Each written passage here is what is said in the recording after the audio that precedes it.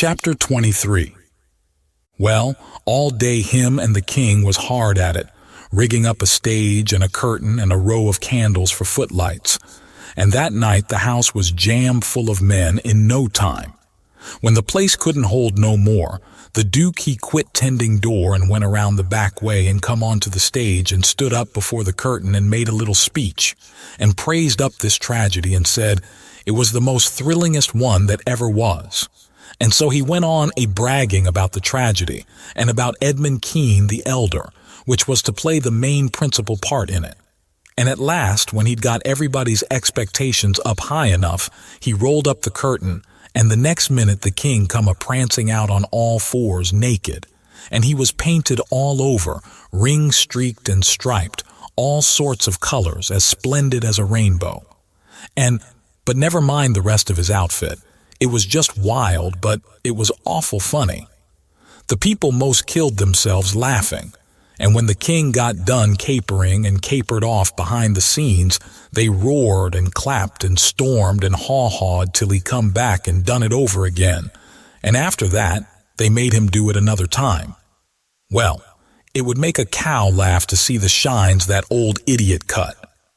Then the Duke he lets the curtain down and bows to the people and says, "The great tragedy will be performed only 2 nights more, on accounts of pressing London engagements, where the seats is all sold already for it in Drury Lane." And then he makes them another bow, and says, if he has succeeded in pleasing them and instructing them, he will be deeply obliged if they will mention it to their friends and get them to come and see it. 20 people sings out, "What? Is it over? Is that all?" The Duke says yes. Then there was a fine time. Everybody sings out, "Sold," and rose up mad and was a-going for that stage and them tragedians. But a big, fine-looking man jumps up on a bench and shouts, "Hold on! Just a word, gentlemen." They stop to listen. "We are sold, mighty badly sold. But we don't want to be the laughing stock of this whole town, I reckon, and never hear the last of this thing as long as we live. No. What we want is to go out of here quiet and talk this show up and sell the rest of the town. Then we'll all be in the same boat. Ain't that sensible?" "You bet it is. The jedge is right," everybody sings out. "All right then, not a word about any sell. Go along home and advise everybody to come and see the tragedy." Next day, you couldn't hear nothing around that town but how splendid that show was. House was jammed again that night, and we sold this crowd the same way. When me and the king and the Duke got home to the raft, we all had a supper.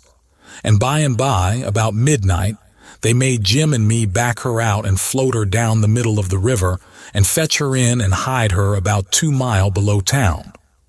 The third night the house was crammed again, and they weren't newcomers this time, but people that was at the show the other 2 nights. I stood by the Duke at the door, and I see that every man that went in had his pockets bulging or something muffled up under his coat, and I see it weren't no perfumery neither, not by a long sight. I smelt sickly eggs by the barrel and rotten cabbages and such things, and if I know the signs of a dead cat being around, and I bet I do, there was 64 of them went in. I shoved in there for a minute, but it was too various for me. I couldn't stand it. Well, when the place couldn't hold no more people, the Duke he give a fellow a quarter and told him to tend dar for him a minute, and then he started around for the stage door, I after him. But the minute we turned the corner and was in the dark, he says, "Walk fast now till you get away from the houses and then shin for the raft like the Dickens was after you." I done it, and he done the same. We struck the raft at the same time, and in less than 2 seconds we was gliding downstream, all dark and still, and edging towards the middle of the river, nobody saying a word. I reckon the poor king was in for a gaudy time of it with the audience, but nothing of the sort. Pretty soon he crawls out from under the wigwam and says, "Well, how'd the old thing pan out this time, Duke?" He hadn't been uptown at all. We never showed a light till we was about 10 miles below the village. Then we lit up and had a supper, and the king and the Duke fairly laughed their bones loose over the way they'd served them people. The Duke says, "Greenhorns, flatheads. I knew the first house would keep mum and let the rest of the town get roped in, and I knew they'd lay for us the third night and consider it was their turn now. Well, it is their turn, and I'd give something to know how much they'd take for it. I would just like to know how they're putting in their opportunity. They can turn it into a picnic if they want to. They brought plenty provisions." Them rapscallions took in $465 in that 3 nights. I never see money hauled in by the wagon load like that before.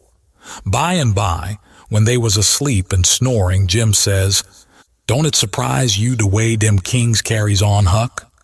"No," I says, "it don't." "Why don't it, Huck?" "Well, it don't, because it's in the breed. I reckon they're all alike."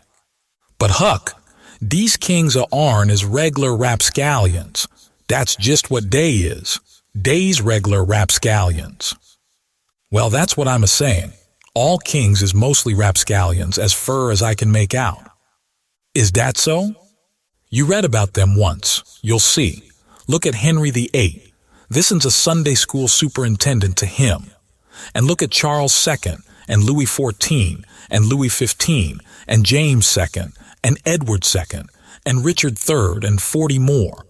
Besides all them Saxon heptarchies that used to rip around so in old times and raise Cain. My, you ought to seen old Henry VIII when he was in bloom.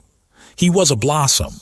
He used to marry a new wife every day and chop off her head next morning, and he would do it just as indifferent as if he was ordering up eggs. "Fetch up Nell Gwynn," he says. They fetch her up. Next morning, chop off her head. And they chop it off. "Fetch up Jane Shore," he says. And up she comes. Next morning, chop off her head, and they chop it off. "Ring up Fair Rosamond." Fair Rosamond answers the bell. Next morning, chop off her head.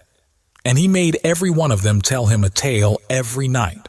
And he kept that up till he had hogged 1,001 tales that way, and then he put them all in a book and called it Domesday Book, which was a good name and stated the case.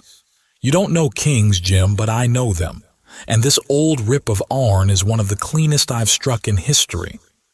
Well, Henry, he takes a notion he wants to get up some trouble with this country. How does he go at it? Give notice? Give the country a show? No. All of a sudden he heaves all the tea in Boston Harbor overboard and whacks out a Declaration of Independence and dares them to come on. That was his style. He never give anybody a chance. He had suspicions of his father, the Duke of Wellington. Well, what did he do? Ask him to show up? No. Drowned him in a butt of Mamsie, like a cat. Suppose people left money laying around where he was, what did he do? He collared it. Suppose he contracted to do a thing and you paid him, and didn't sit down there and see that he done it. What did he do?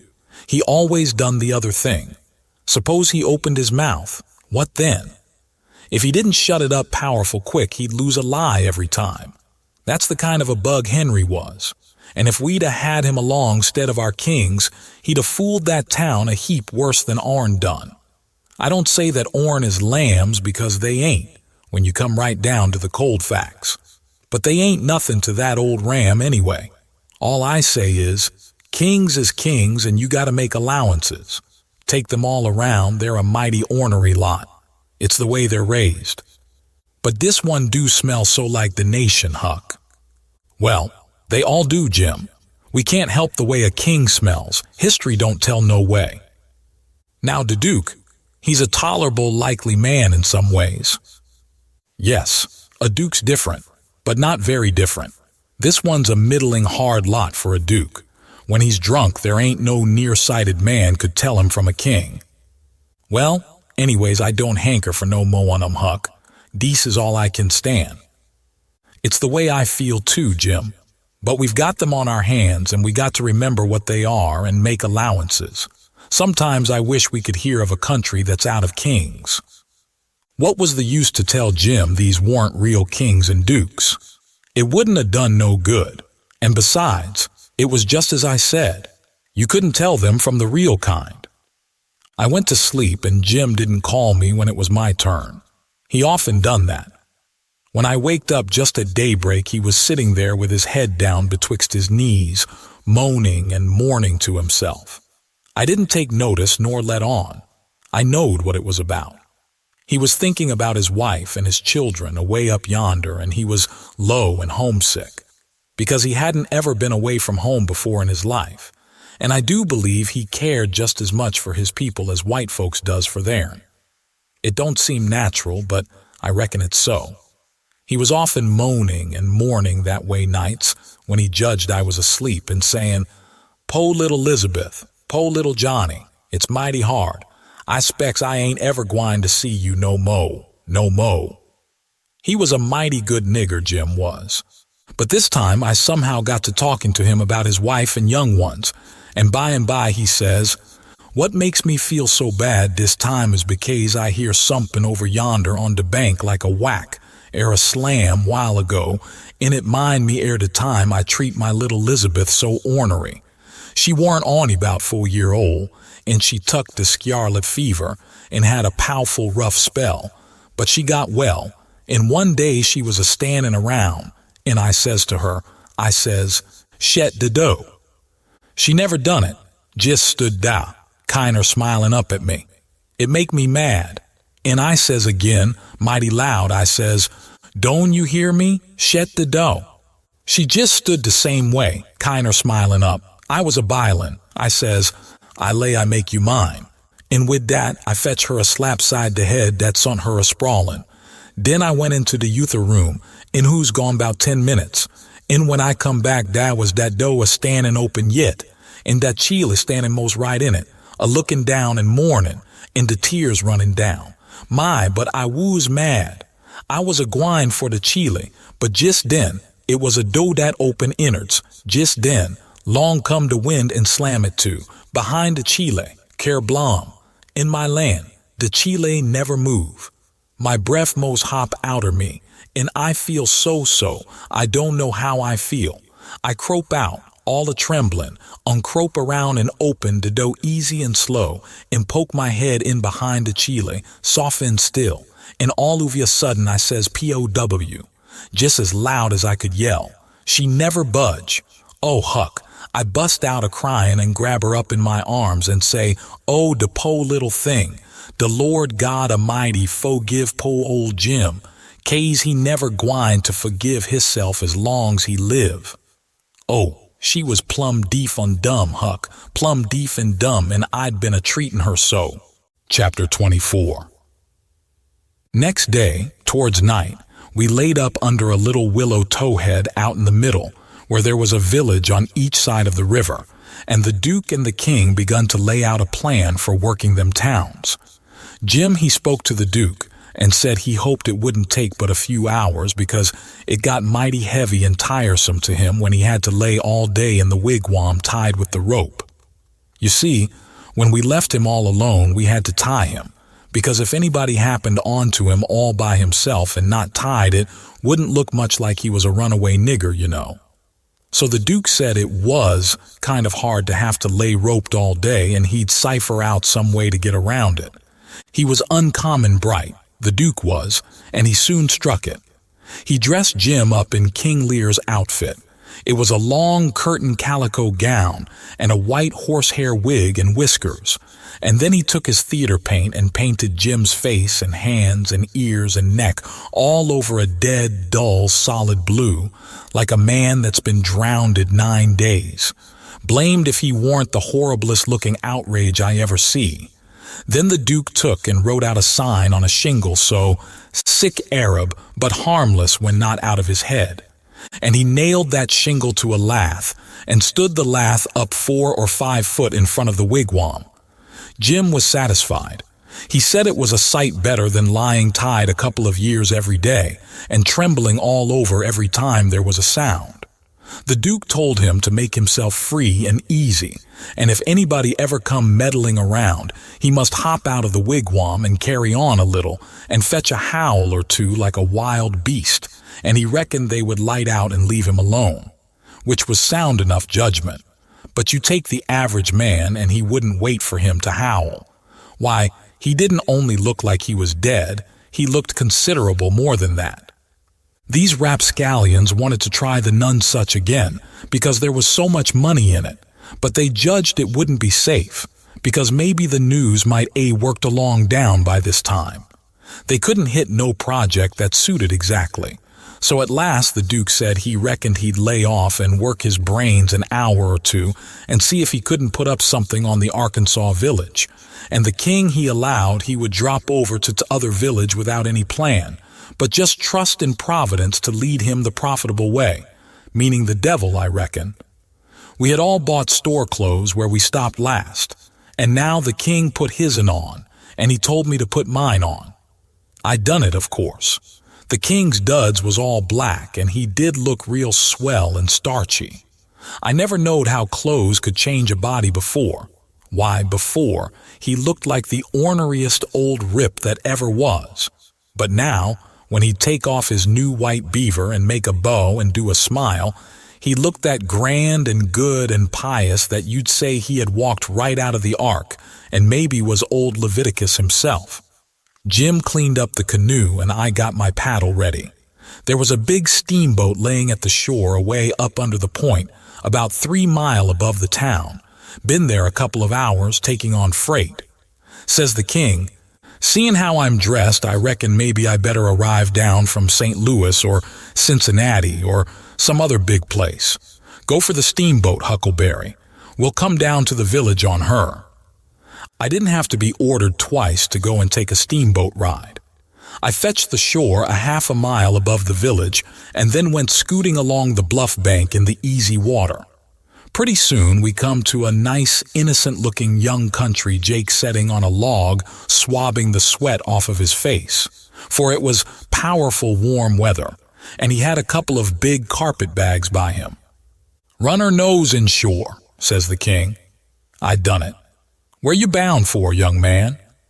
"For the steamboat, going to Orleans." "Get aboard," says the king. "Hold on a minute. My servant'll heap you with them bags. Jump out and heap the gentleman Adolphus," meaning me, I see. I done so, and then we all three started on again. The young chap was mighty thankful, said it was tough work toting his baggage such weather. He asked the king where he was going, and the king told him he'd come down the river and landed at the other village this morning, and now he was going up a few miles to see an old friend on a farm up there. The young fellow says, "When I first see you, I says to myself, it's Mr. Wilks, sure, and he come mighty near getting here in time. But then I says again, no, I reckon it ain't him, or else he wouldn't be paddling up the river. You ain't him, are you?" "No, my name's Blodgett. Alexander Blodgett. Reverend Alexander Blodgett, I suppose I must say, as I'm one of the Lord's poor servants. But still, I'm just as able to be sorry for Mr. Wilks for not arriving in time all the same if he's missed anything by it, which I hope he hasn't. Well, he don't miss any property by it, because he'll get that all right. But he's missed seeing his brother Peter die, which he mayn't mind. Nobody can tell as to that.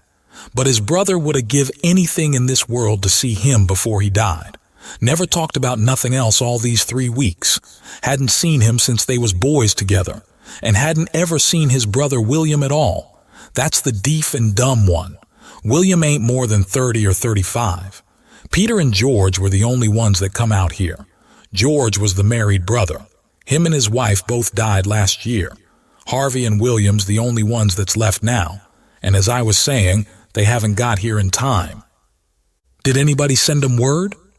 "Oh yes, a month or 2 ago, when Peter was first took, because Peter said then that he sorter felt like he weren't going to get well this time. You see, he was pretty old, and George's Yearls was too young to be much company for him, except Mary Jane, the red-headed one. And so he was kinder lonesome after George and his wife died, and didn't seem to care much to live. He most desperately wanted to see Harvey, and William too for that matter, because he was one of them kind that can't bear to make a will. He left a letter behind for Harvey and said he'd told in it where his money was hid, and how he wanted the rest of the property divided up so George's Yearls would be all right, for George didn't leave nothing, and that letter was all they could get him to put a pen to. Why do you reckon Harvey don't come? Where does he live? Oh, he lives in England, Sheffield, preaches there, hasn't ever been in this country. He hasn't had any too much time. And besides, he mightn't have got the letter at all, you know. Too bad. Too bad he couldn't have lived to see his brothers, poor soul. You going to Orleans, you say? Yes, but that ain't only a part of it. I'm going in a ship next Wednesday for Rio de Janeiro, where my uncle lives. It's a pretty long journey, but it'll be lovely. Wished I was a-going. Is Mary Jane the oldest? How old is the others? Mary Jane's 19, Susan's 15, and Joanna's about 14. That's the one that gives herself to good works and has a hare lip. Poor things, to be left alone in the cold world so. Well, they could be worse off. Old Peter had friends, and they ain't going to let them come to no harm. There's Hobson, the Baptist preacher, and Deacon Lot Hovey, and Ben Rucker, and Abner Shackelford, and Levi Bell, the lawyer, and Dr. Robinson, and their wives, and the widow Bartley, and well, there's a lot of them. But these are the ones that Peter was thickest with, and used to write about sometimes when he wrote home, so Harvey'll know where to look for friends when he gets here. Well, the old man went on asking questions till he just fairly emptied that young fellow. Blamed if he didn't inquire about everybody and everything in that blessed town, and all about the Wilkses, and about Peter's business, which was a tanner, and about George's, which was a carpenter, and about Harvey's, which was a dissentering minister, and so on and so on. Then he says, "And what did you want to walk all the way up to the steamboat for?" "Because she's a big Orleans boat, and I was afeard she mightn't stop there. When they're deep, they won't stop for a hail. A Cincinnati boat will, but this is a St. Louis one." Was Peter Wilks well off? Oh, yes, pretty well off. He had houses and land, and it's reckoned he left 3,000 or 4,000 in cash hid up summers. When did you say he died? I didn't say, but it was last night. Funeral tomorrow, likely? Yes, about the middle of the day. Well, it's all terrible sad, but we've all got to go, one time or another, so what we want to do is to be prepared. Then we're all right. Yes, sir, it's the best way. Ma used to always say that. When we struck the boat, she was about done loading, and pretty soon she got off. The king never said nothing about going aboard, so I lost my ride after all. When the boat was gone, the king made me paddle up another mile to a lonesome place, and then he got ashore and says, "Now hustle back, right off, and fetch the Duke up here and the new carpet bags. And if he's gone over to t'other side, go over there and get him, and tell him to get himself up regardless. Shove along now." I see what he was up to, but I never said nothing, of course. When I got back with the Duke, we hid the canoe, and then they sat down on a log, and the king told him everything, just like the young fellow had said it, every last word of it. And all the time he was a-doing it, he tried to talk like an Englishman, and he done it pretty well, too, for a slouch. I can't imitate him, and so I ain't a-going to try to, but he really done it pretty good. Then he says, "How are you on the deaf and dumb, Bilgewater?" The Duke said, leave him alone for that. Said he had played a deaf and dumb person on the histrionic boards. So then they waited for a steamboat. About the middle of the afternoon, a couple of little boats come along, but they didn't come from high enough up the river. But at last, there was a big one, and they hailed her. She sent out her yawl, and we went aboard, and she was from Cincinnati. And when they found we only wanted to go 4 or 5 miles, they was booming mad and gave us a cussing and said they wouldn't land us. But the king was calm. He says, "If gentlemen can afford to pay $1 a mile apiece to be took on and put off in a yawl, a steamboat can afford to carry 'em, can it?" So they softened down and said it was all right. And when we got to the village, they yawled us ashore. About 24 men flock down when they see the yawl a-coming, and when the king says, "Can any of you gentlemen tell me where Mr. Peter Wilks lives?" They give a glance at one another and nodded their heads as much as to say, "What I tell you?" Then one of them says, kind of soft and gentle, "I'm sorry, "Sir, but the best we can do is to tell you where he did live yesterday evening." Sudden as winking, the ornery old creature went in to smash, and fell up against the man, and put his chin on his shoulder, and cried down his back, and says, "Alas, alas, our poor brother gone, and we never got to see him. Oh, it's too hard." Then he turns around, blubbering, and makes a lot of idiotic signs to the Duke on his hands, and blamed if he didn't drop a carpet bag and bust out a-crying. If they weren't the beatenest lot, them two frauds, that ever I struck. Well, the men gathered around and sympathized with them and said all sorts of kind things to them, and carried their carpet bags up the hill for them, and let them lean on them and cry, and told the king all about his brother's last moments, and the king he told it all over again on his hands to the Duke, and both of them took on about that dead tanner like they'd lost the 12 disciples. Well, if ever I struck anything like it, I'm a nigger. It was enough to make a body ashamed of the human race. Chapter 25. The news was all over town in 2 minutes, and you could see the people tearing down on the run from every which way, some of them putting on their coats as they come. Pretty soon we was in the middle of a crowd, and the noise of the tramping was like a soldier march.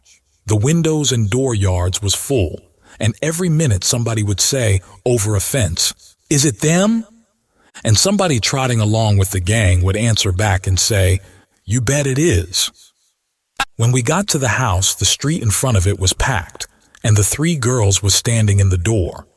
Mary Jane was red-headed, but that don't make no difference. She was most awful beautiful, and her face and her eyes was all lit up like glory. She was so glad her uncles was come. The king, he spread his arms, and Marsy Jane, she jumped for them, and the hare lip jumped for the Duke, and there they had it.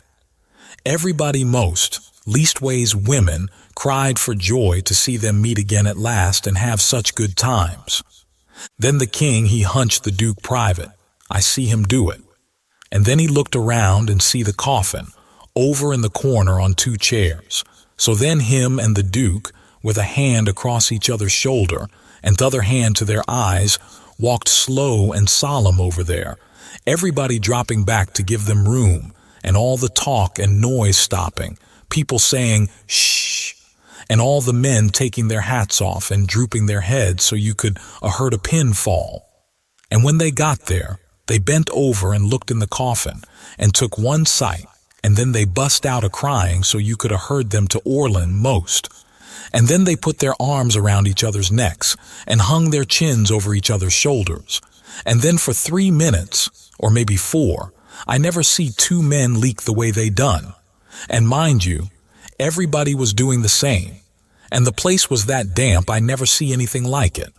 Then one of them got on one side of the coffin, and t'other on t'other side, and they kneeled down and rested their foreheads on the coffin and let on to pray all to themselves. Well, when it come to that, it worked the crowd like you never see anything like it, and everybody broke down and went to sobbing right out loud. The poor girls too, and every woman, nearly, went up to the girls without saying a word and kissed them, solemn, on the forehead, and then put their hand on their head and looked up towards the sky with the tears running down, and then busted out and went off sobbing and swabbing and give the next woman a show. I never see anything so disgusting. Well, by and by the king, he gets up and comes forward a little and works himself up and slobbers out a speech, all full of tears and flapdoodle about its being a sore trial for him and his poor brother to lose the diseased and to miss seeing diseased alive after the long journey of 4,000 miles. But it's a trial that's sweetened and sanctified to us by this dear sympathy and these holy tears. And so he thanks them out of his heart and out of his brother's heart, because out of their mouths they can't, words being too weak and cold and all that kind of rot and slush, till it was just sickening. And then he blubbers out a pious goody-goody amen and turns himself loose and goes to crying fit to bust. And the minute the words were out of his mouth, somebody over in the crowd struck up the doxologer, and everybody joined in with all their might. and it just warmed you up and made you feel as good as church letting out. Music is a good thing, and after all that soul butter and hogwash, I never see it freshen up things so and sound so honest and bully. Then the king begins to work his jaw again and says how him and his nieces would be glad if a few of the main principal friends of the family would take supper here with them this evening and help set up with the ashes of the diseased, and says if his poor brother laying yonder could speak, he knows who he would name, for they was names that was very dear to him and mentioned often in his letters, and so he will name the same, to wit, as follows, viz. Reverend Mr. Hobson and Deacon Lot Hovey, and Mr. Ben Rucker, and Abner Shackelford, and Levi Bell, and Dr. Robinson and their wives, and the widow Bartley. Reverend Hobson and Dr. Robinson was down to the end of the town hunting together. That is, the doctor was shipping a sick man to t'other world, and the preacher was pinting him right. Lawyer Bell was away up to Louisville on business, but the rest was on hand, and so they all come and shook hands with the king and thanked him and talked to him. And then they shook hands with the Duke and didn't say nothing, but just kept a-smiling and bobbing their heads like a passel of sapheads, whilst he made all sorts of signs with his hands and said, "Goo, goo, goo, goo, goo," all the time, like a baby that can't talk. So the king, he blattered along and managed to inquire about pretty much everybody and dog in town by his name, and mentioned all sorts of little things that happened one time or another in the town, or to George's family, or to Peter. And he always let on that Peter wrote him the things, but that was a lie. He got every blessed one of them out of that young flathead that we canoed up to the steamboat. Then Mary Jane, she fetched the letter her father left behind, and the king he read it out loud and cried over it. It give the dwelling house and $3,000 gold to the girls, and it give the tan yard, which was doing a good business, along with some other houses and land, worth about $7,000, and $3,000 in gold to Harvey and William, and told where the $6,000 cash was hid down cellar. So these two frauds said they'd go and fetch it up, and have everything square and above board, and told me to come with a candle. We shut the cellar door behind us, and when they found the bag, they spilt it out on the floor, and it was a lovely sight, all them yaller boys. My, the way the king's eyes did shine. He slaps the Duke on the shoulder and says, "Oh, this ain't bully nor nothing. Oh, no, I reckon not. Why, Bilgy, it beats the Nonesuch, don't it?" The Duke allowed it did. They pawed the yaller boys and sifted them through their fingers and let them jingle down on the floor. And the king says, "It ain't no use talking. Being brothers to a rich dead man and representatives of furrin heirs that's got left is the line for you and me, Bilge. This year comes of trustin' to Providence. It's the best way in the long run. I've tried 'em all, and there ain't no better way." Most everybody would have been satisfied with the pile and took it on trust, but no, they must count it. So they counts it, and it comes out $415 short. Says the king, "Dern him, I wonder what he done with that $415. They worried over that a while and ransacked all around for it. Then the Duke says, "Well, he was a pretty sick man, and likely he made a mistake. I reckon that's the way of it. The best way's to let it go and keep still about it. We can spare it." "Oh, shucks. Yes, we can spare it. I don't care nothing about that. It's the count I'm thinking about. We want to be awful square and open and above board here, you know. We want to lug this year money upstairs and count it before everybody. Then there ain't nothing suspicious. But when the dead man says there's $6,000, you know, we don't want to—" "Hold on," says the Duke. "Lees make up the deficit," and he begun to haul out yaller boys out of his pocket. "It's a most amazing good idea, Duke. You have got a rattling clever head on you," says the king.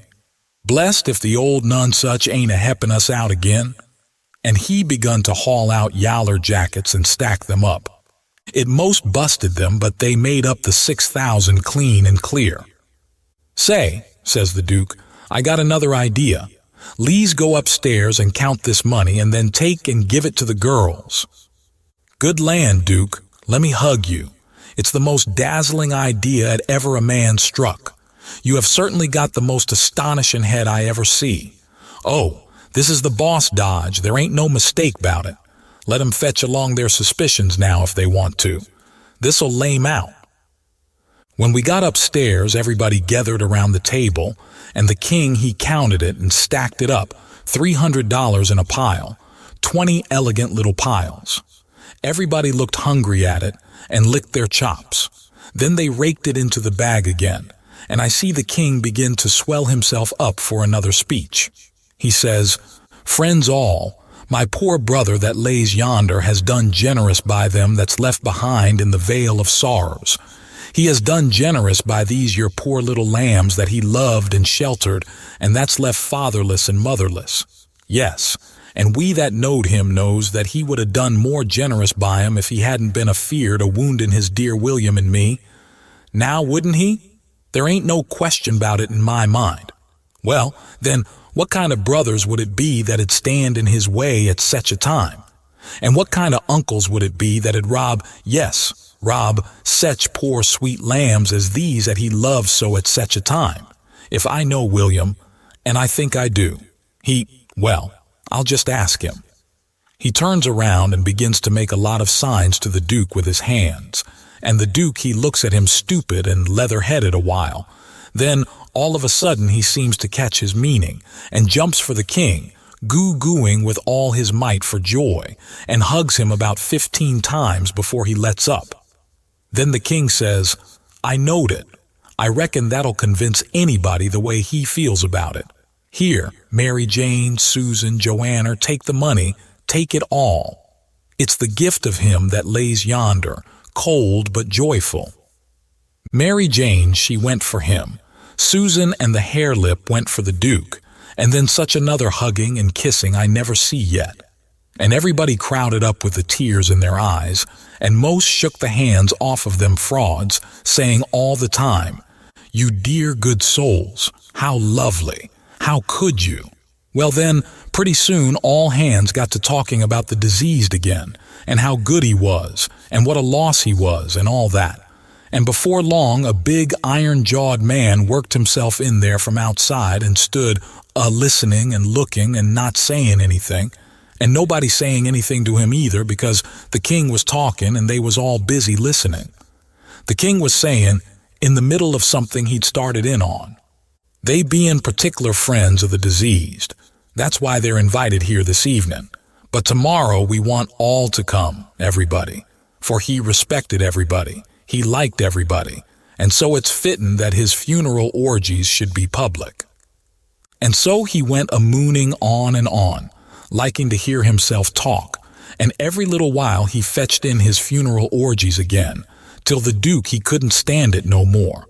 So he writes on a little scrap of paper, "Obsequies, you old fool," and folds it up, and goes to goo-gooing and reaching it over people's heads to him. The king he reads it and puts it in his pocket and says, "Poor William, afflicted as he is, his heart's a lose right.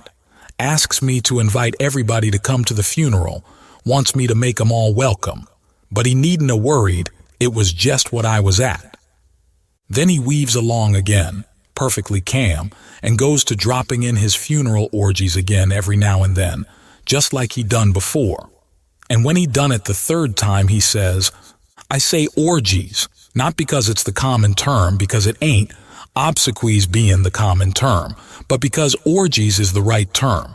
Obsequies ain't used in England no more now, it's gone out. We say orgies now in England.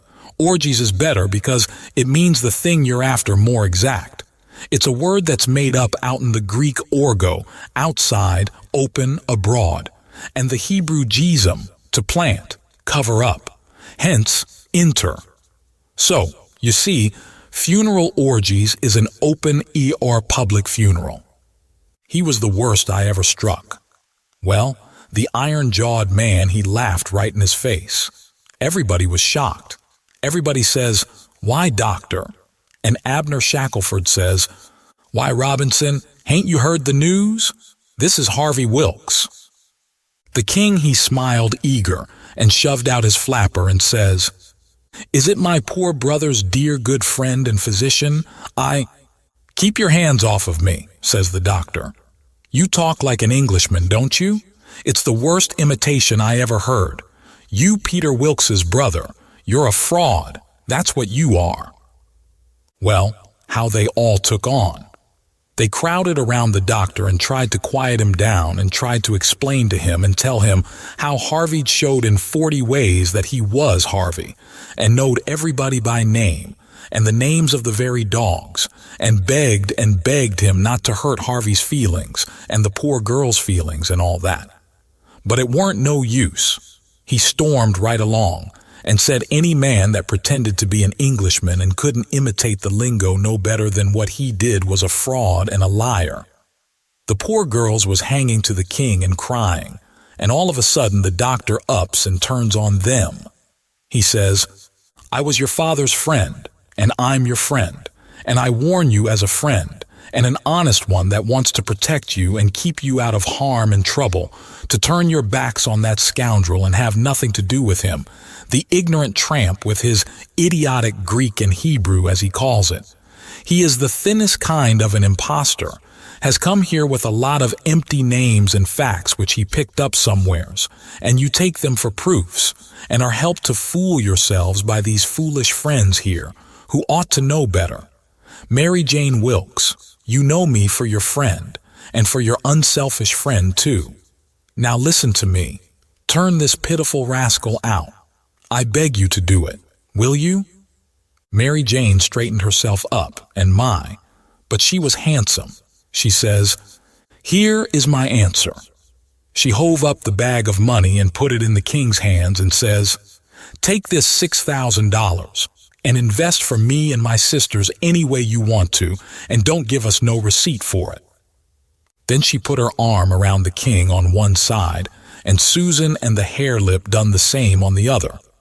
Everybody clapped their hands and stomped on the floor like a perfect storm, whilst the king held up his head and smiled proud. The doctor says, "All right, I wash my hands of the matter, but I warn you all that a time's coming when you're going to feel sick whenever you think of this day." And away he went. "All right, doctor," says the king, kinder mocking him. "We'll try and get 'em to send for you," which made them all laugh, and they said it was a prime good hit. Chapter 26. Well, when they was all gone, the king he asks Mary Jane how they was off for spare rooms, and she said she had one spare room, which would do for Uncle William, and she'd give her own room to Uncle Harvey, which was a little bigger, and she would turn into the room with her sisters and sleep on a cot, and up garret was a little cubby with a pallet in it. The king said the cubby would do for his valet, meaning me. So Mary Jane took us up, and she showed them their rooms, which was plain but nice. She said she'd have her frocks and a lot of other traps took out of her room if they was in Uncle Harvey's way, but he said they weren't. The frocks was hung along the wall, and before them was a curtain made out of calico that hung down to the floor. There was an old hair trunk in one corner, and a guitar box in another, and all sorts of little knickknacks and gimcracks around, like girls brisking up a room with. The king said it was all the more homely and more pleasanter for these fixings, and so don't disturb them. The Duke's room was pretty small, but plenty good enough, and so was my cubby. That night they had a big supper, and all them men and women was there, and I stood behind the king and the Duke's chairs and waited on them, and the niggers waited on the rest. Mary Jane, she sat at the head of the table, with Susan alongside of her, and said how bad the biscuits was, and how mean the preserves was, and how ornery and tough the fried chickens was, and all that kind of rot, the way women always do for to force out compliments. And the people all knowed everything was tip-top and said so. Said, "How do you get biscuits to brown so nice? And where, for the land's sake, did you get these amazing pickles?" And all that kind of humbug talky talk, just the way people always does at a supper, you know.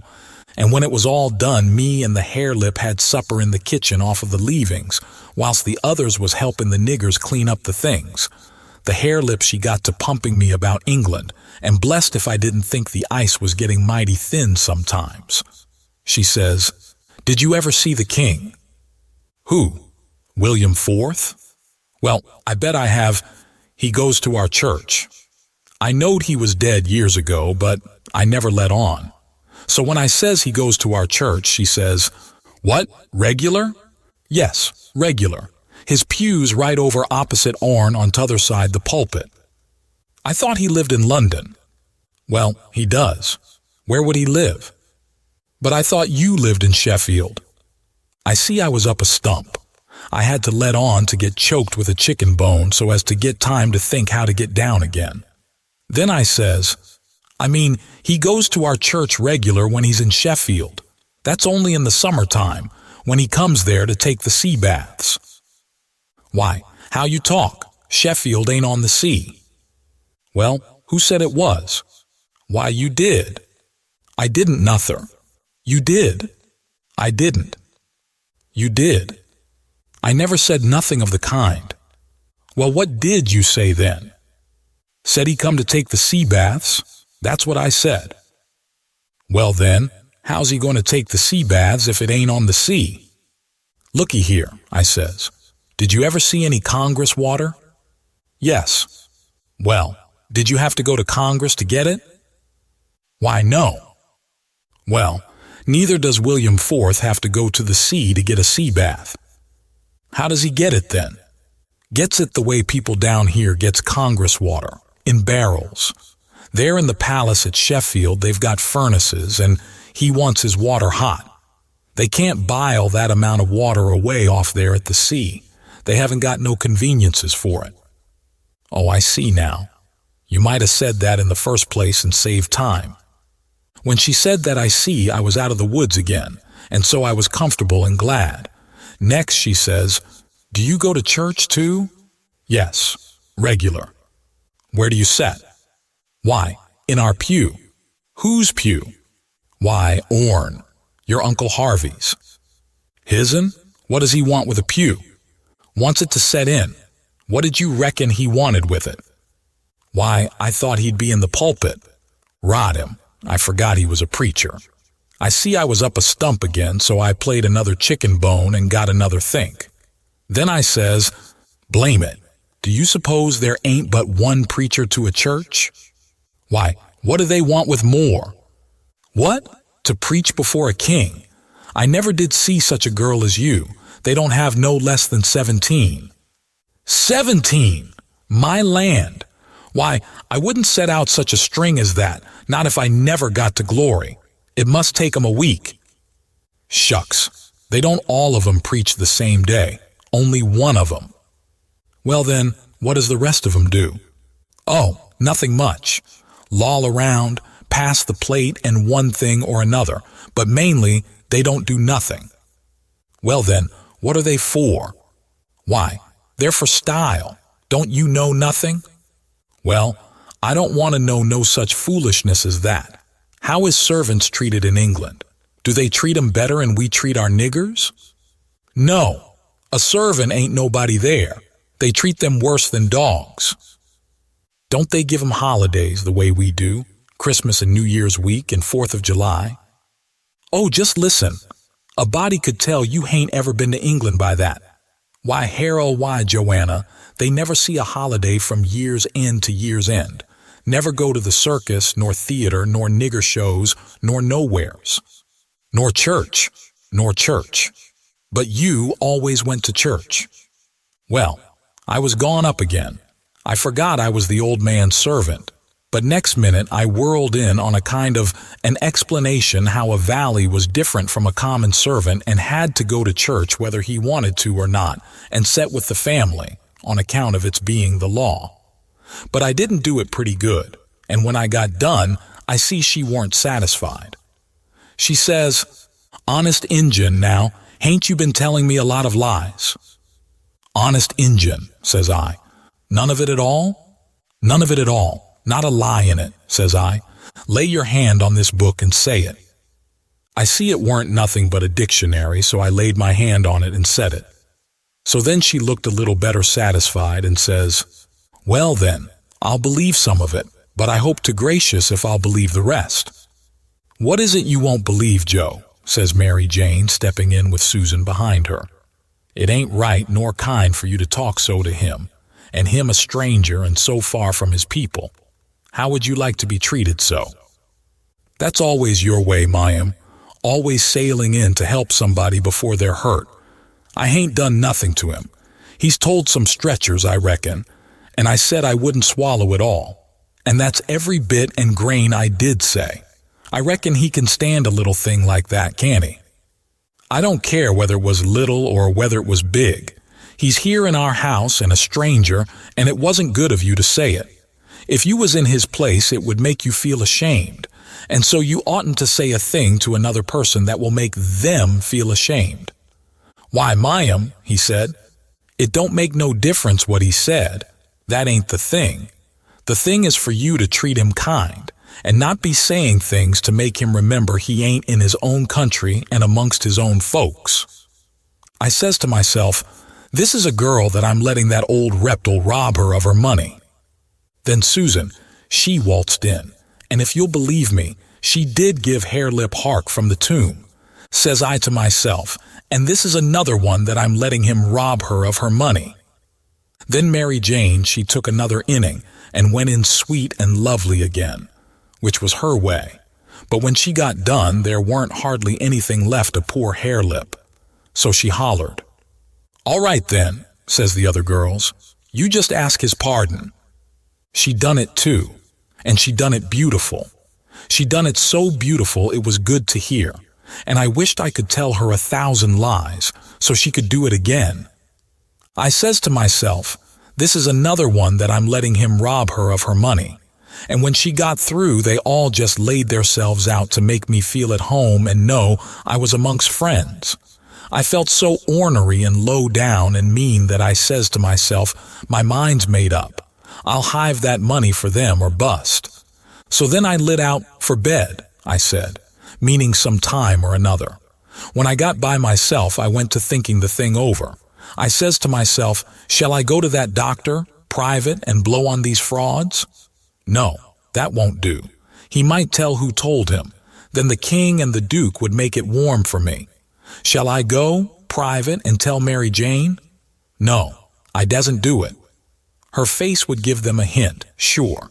They've got the money and they'd slide right out and get away with it. If she was to fetch in help, I'd get mixed up in the business before it was done with, I judge. No, there ain't no good way but one. I gotta steal that money somehow, and I gotta steal it some way that they won't suspicion that I done it. They've got a good thing here, and they ain't a-going to leave till they've played this family in this town for all they're worth, so I'll find a chance time enough. I'll steal it and hide it, and by, when I'm away down the river, I'll write a letter and tell Mary Jane where it's hid. But I better hive it tonight if I can, because the doctor maybe hasn't let up as much as he lets on he has. He might scare them out of here yet. So, thinks I, I'll go and search them rooms.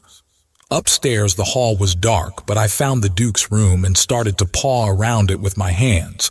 But I recollected it wouldn't be much like the king to let anybody else take care of that money but his own self. So then I went to his room and begun to paw around there. But I see I couldn't do nothing without a candle, and I dasn't light one, of course. So I judged I'd got to do the other thing, lay for them and eavesdrop. About that time I hears their footsteps coming and was going to skip under the bed. I reached for it, but it wasn't where I thought it would be. But I touched the curtain that hid Mary Jane's frocks, so I jumped in behind that and snuggled in amongst the gowns and stood there perfectly still. They come in and shut the door, and the first thing the Duke done was to get down and look under the bed. Then I was glad I hadn't found the bed when I wanted it. And yet, you know, it's kind of natural to hide under the bed when you are up to anything private. They sets down then, and the king says, well, what is it? And cut it middle and short, because it's better for us to be down there a-whooping up the morning than up here giving 'em a chance to talk us over. Well, this is it, Capet. I ain't easy. I ain't comfortable. That doctor lays on my mind. I wanted to know your plans.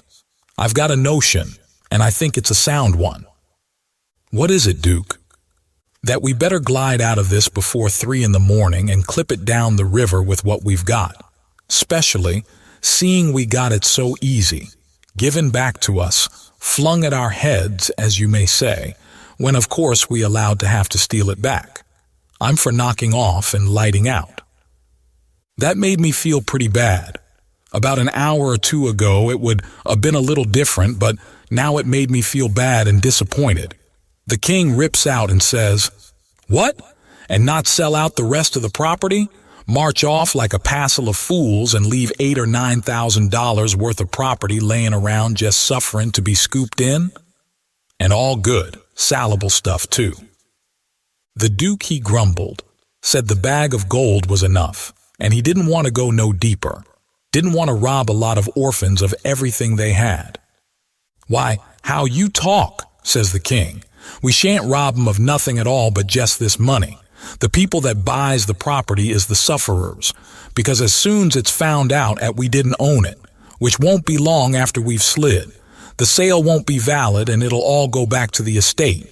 These your orphans will get their house back again, and that's enough for them.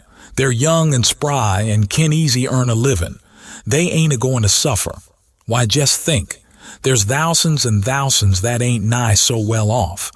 Bless you, they ain't got nothing to complain of." Well, the king, he talked him blind, so at last he give in and said all right, but said he believed it was blamed foolishness to stay, and that doctor hanging over them. But the king says, "Cuss the doctor, what do we care for him? Hain't we got all the fools in town on our side? And ain't that a big enough majority in any town?" So they got ready to go downstairs again. The Duke says, "I don't think we put that money in a good place." That cheered me up. I'd begun to think I weren't going to get a hint of no kind to help me. The king says, "Why?" "Because Mary Jane'll be in mourning from this out, and first you know the nigger that does up the rooms will get an order to box these duds up and put 'em away. And do you reckon a nigger can run across money and not borrow some of it?" "Your head's level again, Duke," says the king, and he comes a-fumbling under the curtain 2 or 3 foot from where I was.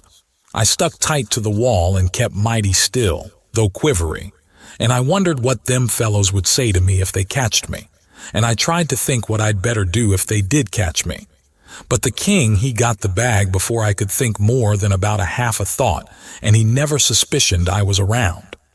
They took and shoved the bag through a rip in the straw tick that was under the feather bed, and crammed it in a foot or two amongst the straw and said it was all right now, because a nigger only makes up the feather bed, and don't turn over the straw tick only about twice a year, and so it weren't in no danger of getting stole now. But I knowed better. I had it out of there before they was halfway downstairs. I groped along up to my cubby and hid it there till I could get a chance to do better. I judged I better hide it outside of the house somewheres, because if they missed it, they would give the house a good ransacking. I knowed that very well. Then I turned in, with my clothes all on, but I couldn't have gone to sleep if I'd wanted to. I was in such a sweat to get through with the business. By and by I heard the king and the Duke come up, so I rolled off my pallet and laid with my chin at the top of my ladder and waited to see if anything was going to happen. But nothing did. So I held on till all the late sounds had quit and the early ones hadn't begun yet, and then I slipped down the ladder.